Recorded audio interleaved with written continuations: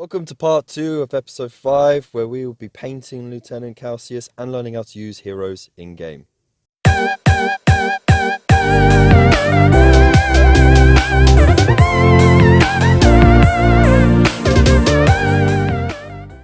Right, so just before we get to the painting bit, you will notice that the model has been deconstructed slightly.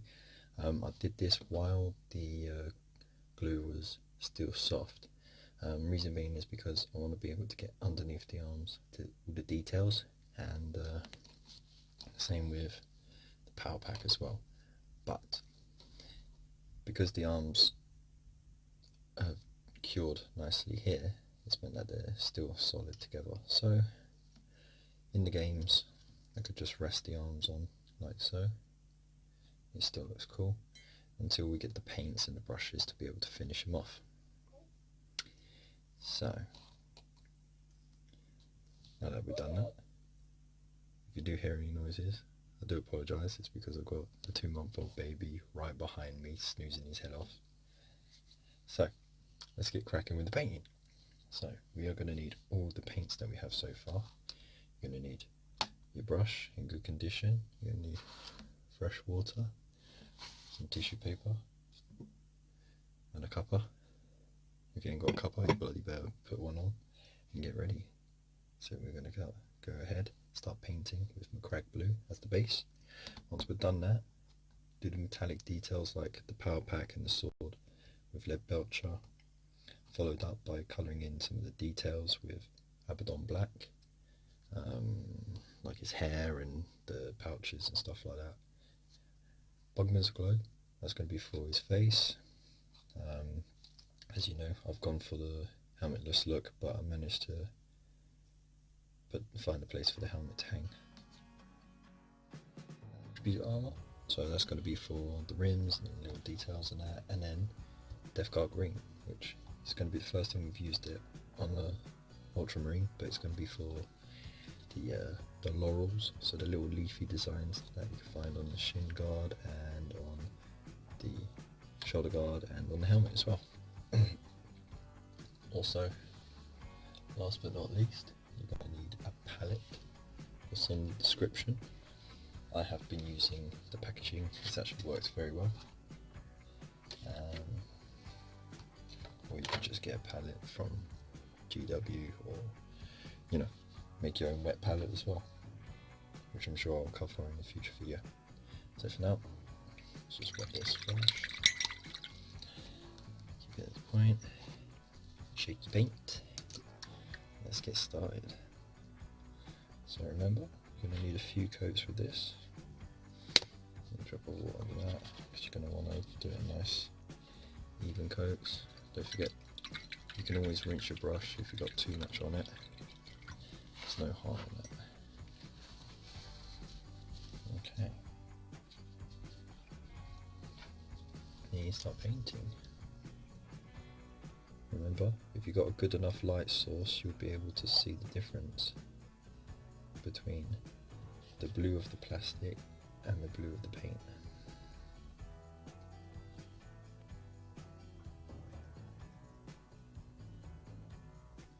Not sure you can see the difference there. It's slightly paler.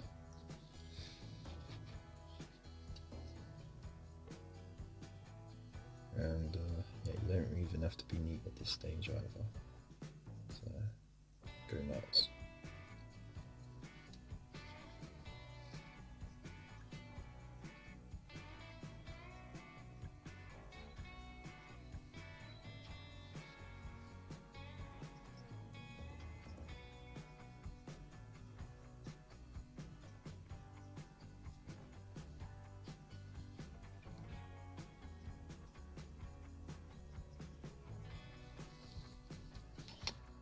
So now that you've painted the McCrag blue all over it, and you've made sure you've done a few nice even thin coats, just to give it a nice smooth base, you then want to bring out the Abaddon black. Now this, we're going to be covering all the usual details that you have already for your Intercessors and Reavers, so there's no real new surprises here.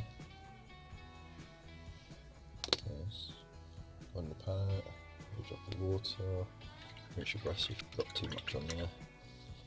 Dry it into a point, like so. So you get your accuracy. And that's it. Carry on. So you want to do the scabbard here.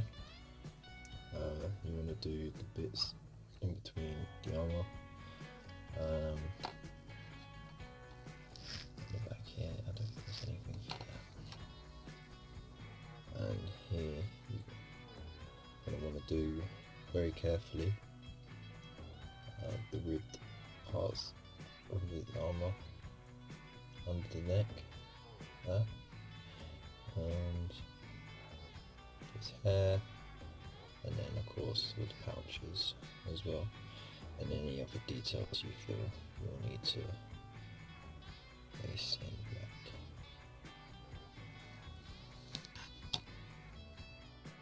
Okay, so now that you've done the black areas, it's time to do the trim and the details with Retributor armor. Okay, so make sure you shake it real well. Any metallic paints you need to shake really well because the pigments work slightly differently in them. And you won't need to water it down as much as the other base paints. So you want to paint the Aquila on the chest. You also, if you're wearing a helmet, paint that a little bit there. And most of it is going to be on the arms. So if you're doing the shoulder guard, go with the side of the brush, like so, along the edge. And you'll find it's a lot easier to achieve a neater coverage. Like so. And then also all the details on the sword and the scabbard, and the pommel as well.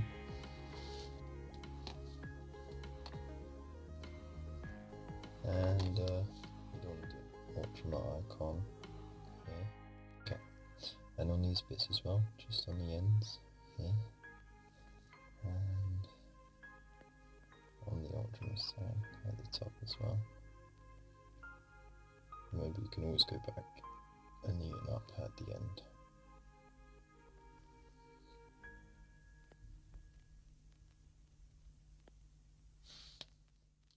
Alright, so once you've done all the gold trims, and you've done a couple of nice neat thin layers, you can then move on to the lead vulture aspect. You're going to want to focus on the little speaker bit, the box part of head, maybe the earpieces as well. You can do the tubing if you want on the helmet. And again, most of it's going to be on the arms. The sword itself as well. If you feel like there are any other bits of detail you wish to do, like on the power pack, you've got the exhaust vents and the little reactor part here. Go ahead, be as creative as you wish. And again, don't worry about making a mess on the blue bits, because you can always go back over them. Just try and be neat on the gold areas, because that's a lot harder to cover up. So let's just remember, I'm going to do a couple of even coats, making sure that each coat is dried before you apply the next one.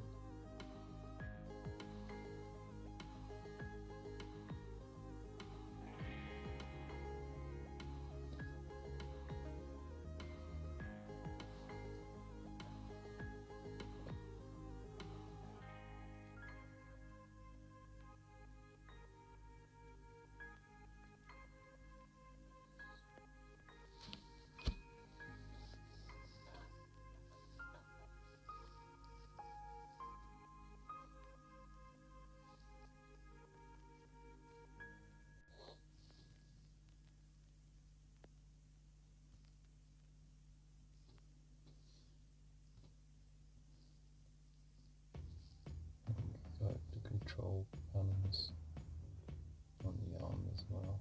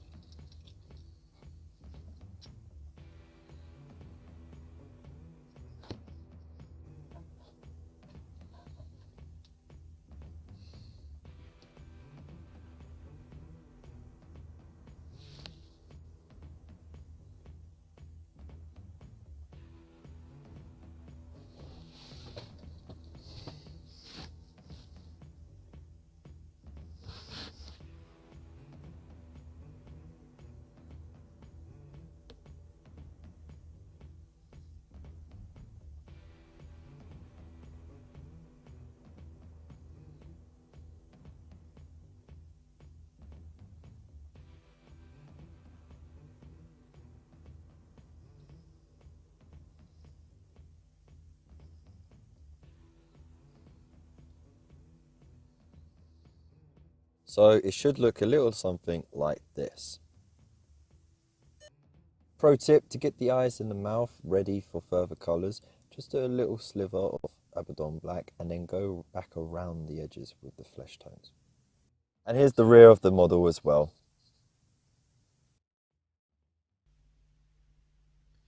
So welcome to the rules section. Now here we're going to be learning how to use characters in your games. Now we've got our first character, Lieutenant Calsius, and he is pretty damn tough. So as part of the rules update, we'll just go through the stats on the data card, and we'll see that he has a ballistic skill of 3+, which means he hits anything while shooting on the 3+. Weapon skill of 2+, so he's really well skilled with his blade. So he only needs 2 or more on a dice roll to hit his enemies. To wound for both close combat and shooting is exactly the same as the Intercessors. It's 5s for the Death Guard Plague Marines and 3s for the Poxwalkers. But he gets 4 attacks. That's amazing. He also has 5 wounds, not 2, like the rest of the Intercessors.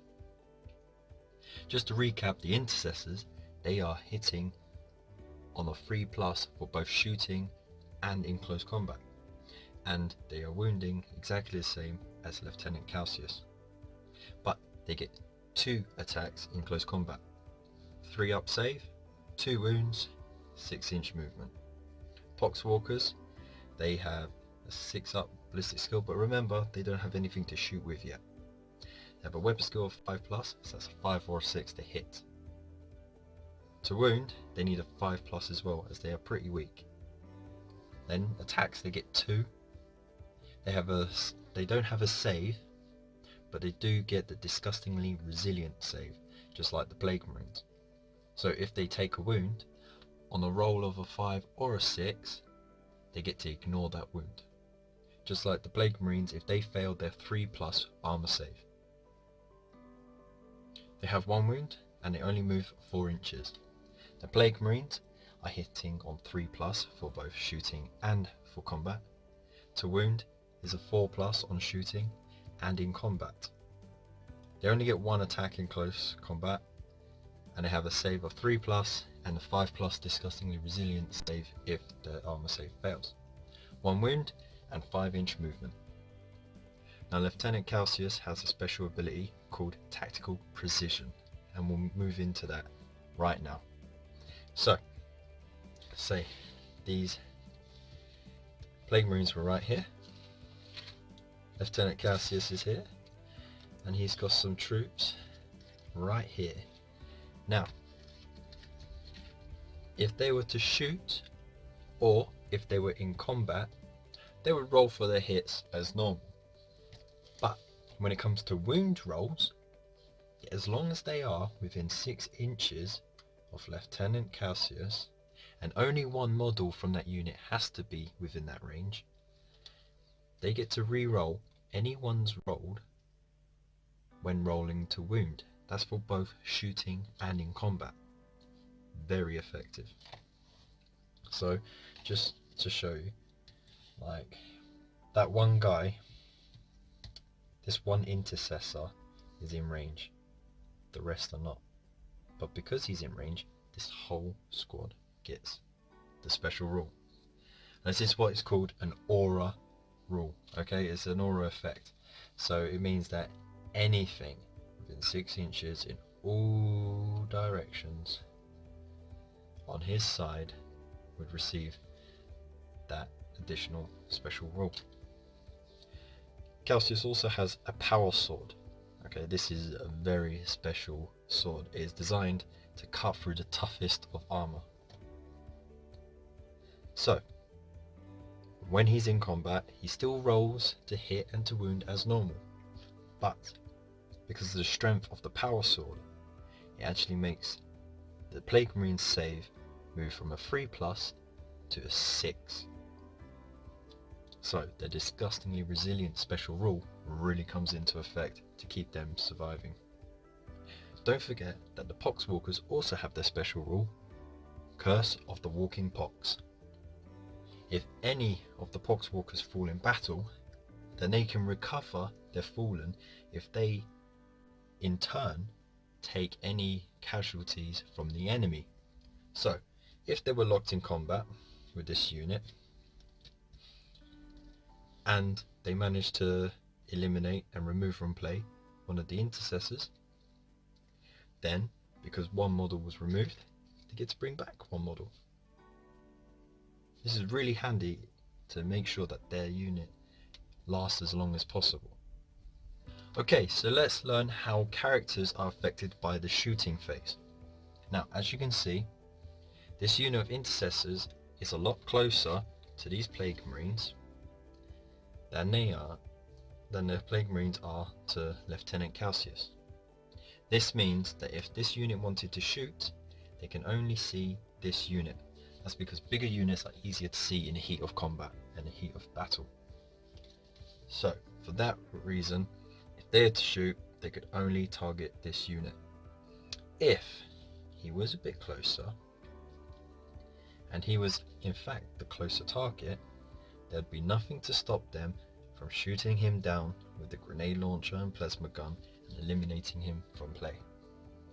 So remember, if you are playing with the Space Marines, you need to make sure you have him in cover. Likewise, if you're playing with the Death Guard, you need to make sure that you are surrounding them as much as possible. Now let's just say it's the turn of the Death Guard. Now this unit of Poxwalkers are wanting to charge this unit of Intercessors. Now let's just say that they declared the charge, the Intercessors made their shots for overkill, failed to wound, and they roll exactly what they need to make the charge. They would then charge straight to the nearest model for them, like so. And then Lieutenant Calsius can use his special rule as a character, which is called Heroic Intervention. Now, whenever an enemy model or enemy unit charges one of your units, once they've done all their movement, you can do an additional 3-inch charge from a hero into the enemy, as long as you are within 3 inches. We check here, he is indeed within 3 inches, and therefore he'd be able to charge straight into there, to be at least within 1 inch of the enemy unit. Then piling can go on as usual. And that's it. You now know how to use your brand new character, Lieutenant Calsius, in your battles.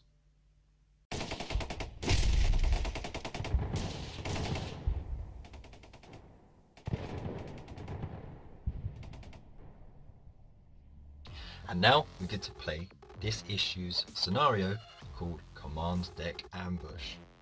Now the Ultramarines have been fighting a fierce battle with the Death Guard, trying to stop the invasion of their strike cruiser Honor of Ultramar. But the Death Guard are making headway. At one point, a small band of Death Guard have actually found their way to the command deck of the strike cruiser, where Lieutenant Calsius is currently holding command. The only help he has is a small squad of Intercessors. The Death Guard have been very busy though, and they've been running their Poxwalker plague as far as they can, so they have plenty of reinforcements with Poxwalkers. So in this scenario, you roll off to see who goes first. You then deploy as described in issue 4. The link is up here. Bing! Once you have finished setting up, you then play as the rules are described in that issue. Now there are some scenario specifics. First of all, the Poxwalkers can be reinforced and replaced if the entire unit has been eradicated. So if they manage to shoot and kill all of these or kill them in combat to the last man, then the whole unit get to redeploy in this area over here. If you imagine just a small box surrounding this spot here, then they can move and shoot and play as they normally would, but they start like this in the beginning of the Death Guard turn. So the Death Guard win by removing from play Lieutenant Calsius. This is because he's the one who's in command at the moment of the Space Marine forces, and removing him would disrupt the battle immensely and give the Death Guard an edge to taking over the strike cruiser. The Space Marine's objective is to keep him alive for the full 5 battle rounds. So that means both players get 5 turns, and at the end of that, reinforcements will arrive to save Lieutenant Calsius from the Death Guard's onslaught. And it's that simple really. It's a big old shoot up, beat up. Do remember that he does have his tactical precision ability. So keeping your intercessors close will mean that you get the additional little edge in your combat. Make sure you get to reroll those ones to wound. Also do remember that he is a character, so in combat, if you're being charged, he can intercept with his special ability, Heroic Intervention. The Death Guard are not without their tricks though.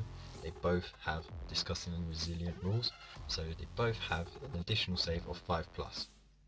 And you get to replenish your Poxwalkers as much as possible, so use them to full advantage and don't worry about the casualties. And there you have it. Now they have included some extra rules as well, and to be honest, I would just play with the game with these extra rules straight out the bat. First of all, Repugnus, he has his own rules. Essentially, he gets an extra attack in the fight phase because he is the unit champion. This is to show how venerable he is and his experience in combat. You can also fight with the Power Fist, and the Power Fist rules have been updated too. It hits on a 4+, but it wounds on a 2+, and you get no save against it. So if he was to make a successful wound against an intercessor, they wouldn't be able to roll their 3 up to save. You would then roll 1 dice, like so, and half and round up the result. So a 1 and a 2 would be 1 wound, a 3 and a 4 would be 2 wounds, like so, and a 5 and a 6 would be 3 wounds. The Space Marines also get a little boost. Every model on their side has bolt pistols, and the bolt pistol has a special rule where they get to shoot even if they are stuck in combat.